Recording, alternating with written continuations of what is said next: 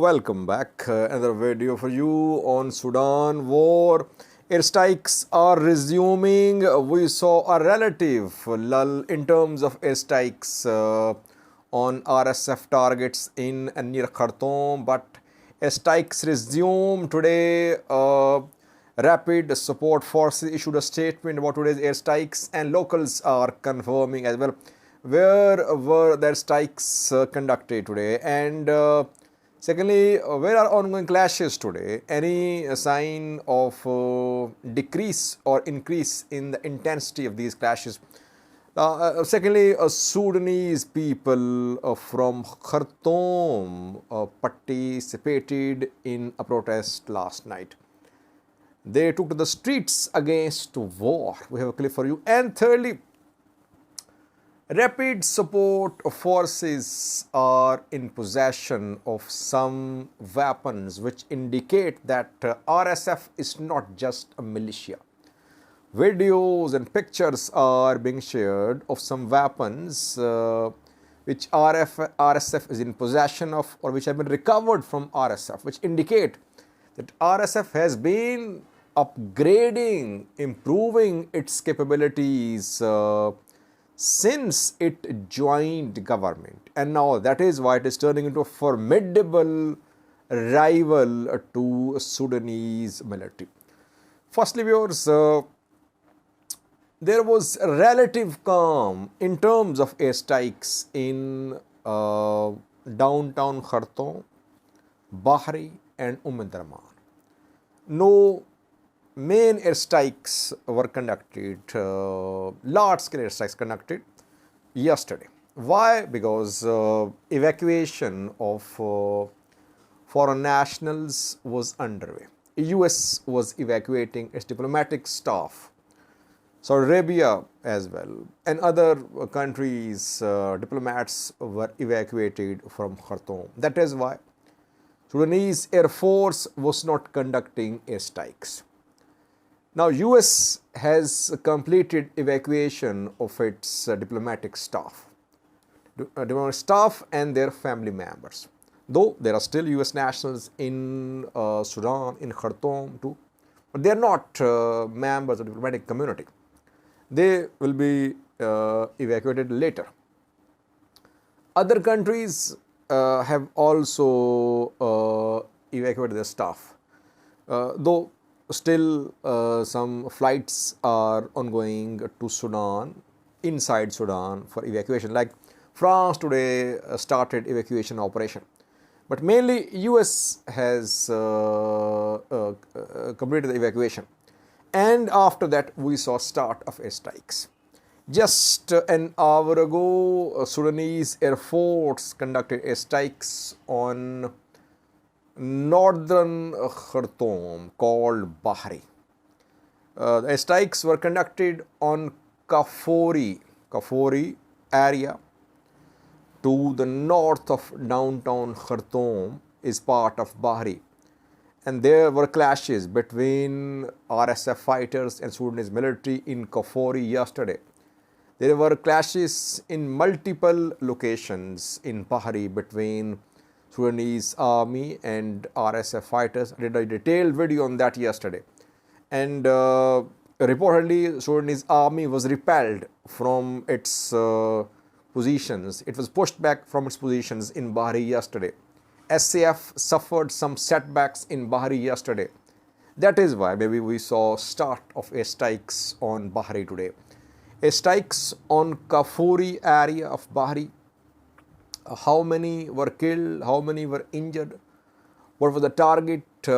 Some say that locals have been targeted. Problem is that RSF fighters are based in residential neighborhoods. So either all people from Khartoum will have to leave Khartoum, or the Sudanese Air Force will have to ensure that airstrikes are extremely precise. No matter how precise the airstrikes are, there is always collateral damage. Civilians die. Civilian neighborhoods have been targeted in the airstrikes on Kafouri today. And there could be a presence of RSF fighters. They are there in civilian areas. Secondly, resumption of clashes in Darman. Today, clashes erupted there. And thirdly, small-scale clashes ongoing in the vicinity of Sudanese Army's headquarters in Khartoum. Mainly, today's main development is the resumption of airstrikes on Kafouri in Bahri. Secondly, viewers, Sudanese people of Khartoum protested last night. They are fed up with this war, fed up with insecurity. They struggled for revolution. In 2019, they removed Umar al-Bashir. They thought bright future was waiting for them. But now they're facing two monsters, Sudanese army and rapid support force. Both are fighting, elephants fighting, grass destroyed. That is what is happening. People are dying in collateral damage in the form of no food to survive on, no electricity, no water. They cannot safely leave Khartoum, though they are trying. RSF patrolling the streets. Street combat ongoing in some places. People dying in street combat. So that is why in Sudanese capital Khartoum, we saw a demonstration last night. Dardouk market is the place where people protested. They protested against the war. They rejected the war. Who will listen to them? Is there anyone who's going to listen to them? No one. International community is evacuating its diplomatic staff from Khartoum. This ceasefire call was mainly for the evacuation or diplomatic staff. It has been evacuated mostly. Sudanese military wants to crush RSF. RSF wants to take entire Khartoum. There is no one to speak for the people of Sudan. Forces for Freedom and Change, FFC, political faction is in a state of shock, I would say. It is not in a position to give any lasting solution, to play the role of a mediator between army and RSF. It was already at the mercy of Sudanese military support for transition to democracy in Sudan. So you see that no one is fighting for people, no one is speaking for people. People are just trying to risk their lives to leave Khartoum because they have nothing to eat, fighting ongoing. Watch the clip of last night's protest from the Dardouk market of Khartoum city. لا للحرب دردوك امان لا للحرب دردوك امان لا للحرب دردوك امان لا للحرب دردوك امان لا للحرب دردوك امان لا للحرب دردوك امان لا للحرب دردوك امان لا للحرب دردوك امان لا للحرب دردوك امان لا للحرب دردوك امان لا للحرب دردوك امان لا للحرب دردوك امان لا للحرب دردوك امان لا للحرب دردوك امان لا للحرب دردوك. Lastly, viewers, some weapons have been recovered, some communication equipment, jamming equipment recovered from rapid support forces, and some other weapons being seen in use, which indicate that RSF is not just a militia. It has turned into a militia with some weapons which are not mostly held by militias. You can see some pictures on your screen. The pictures show communication jamming equipment which was recovered from some RSF units shown by Sudanese military yesterday. The equipment is made in UK.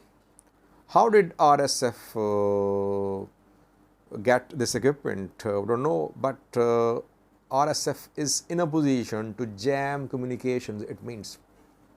Secondly, videos are being shared in social media showing firing of missiles by RSF fighters. So RSF fighters are in possession of missiles too, and anti-tank weapons as well. Reportedly, they have some anti-tank weapons, anti-tank missiles which are precise. And thirdly, they have anti-aircraft guns too, though the reach of these guns is limited. They can only engage low-flying aircraft and helicopters. But all these pictures, videos indicate that RSF is not just a militia with a few thousand fighters armed with just AK-47. No. Since Hemati was in power, he was sharing power with Abdul Fattah al-Burhan. So that is why, being in power, he tried to modernize his militia, tried to turn into a small level army. And that is why somehow he acquired these weapons. RSF could be in possession of more modern weapons, which might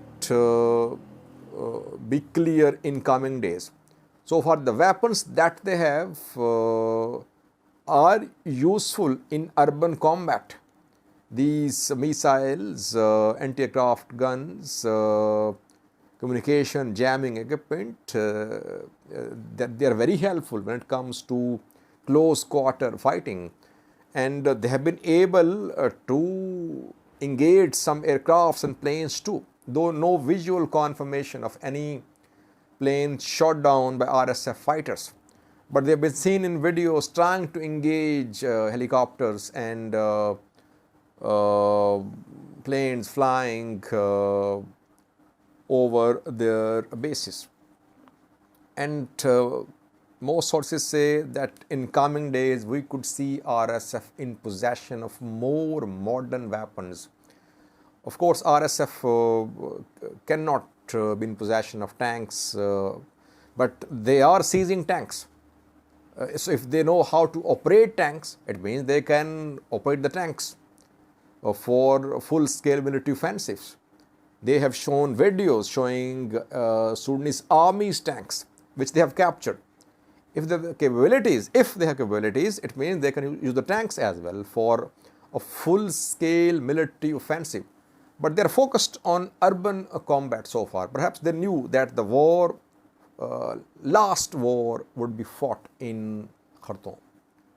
So all their preparations are for a long urban war. And they have fought this war in Darfur. Though in Darfur, they were backed by government of Umar al-Bashir when RSF fighters crushed local non-Arab tribes, armed as well. But back then, RSF fighters were using government buildings as their shelter points, as their bases, because government of Umar al-Bashir was backing them. So they fought in cities in Darfur years ago. They have experience of urban combat. But urban warfare in Darfur and in Khartoum could be different. In Khartoum, they don't have public support, they don't have government support, but they are more experienced, more in number in Khartoum than they were in Darfur, I think. Thank you for watching.